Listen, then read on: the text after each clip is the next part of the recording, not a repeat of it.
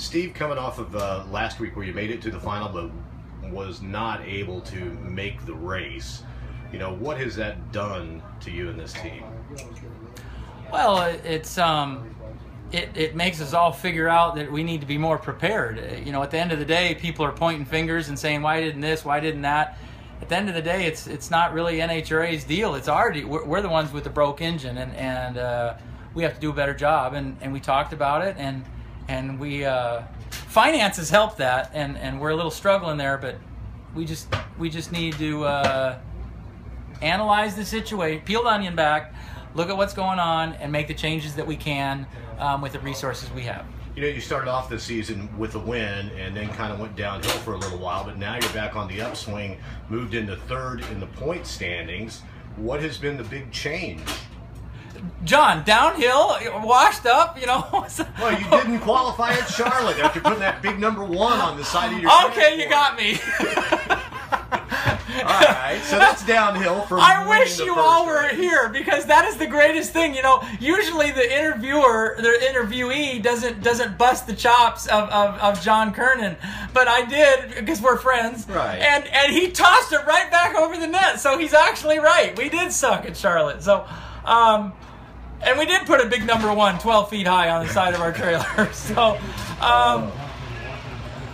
me as primarily, I had a meet with our guys after Dallas, after the Charlotte race that we ran in Dallas. I high-fived my guys because they did everything so perfect, and I got to make changes to each run and see the changes. And I mean, that's, if anybody knows anything about tuning, that's all you want to do. You want to make the cake the same way, and then you try different frostings, and you see what you like and what you don't like.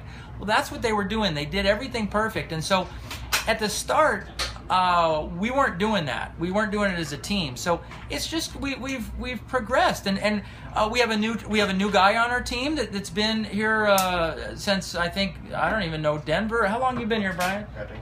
Since Epping, we've had Brian Carnahan's with our team. So you know, there's new flavor here, and that breeds the consistency.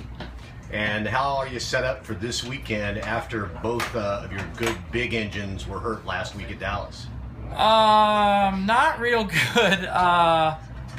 We have one engine that we made out of 2, kind of with the trans and stuff, and Vance and Hines is working on the other engine that we might get tonight, a Friday night, or we might not get until Reading. So we're walking on eggshells a little bit, and my buddy Jay's here from Billingsley Towing, just a couple hours I think north of here, and he has he's brought up he's been the burden of bad news, because he went back and looked at our data, which I didn't do, and he said, hey, this is what happened to the engine after these runs, and it's valuable information. RacePack gives the best equipment to analyze what's going on, to look at in an hour and 3 hours, and analyze for a day when you only used it for 6.8 seconds.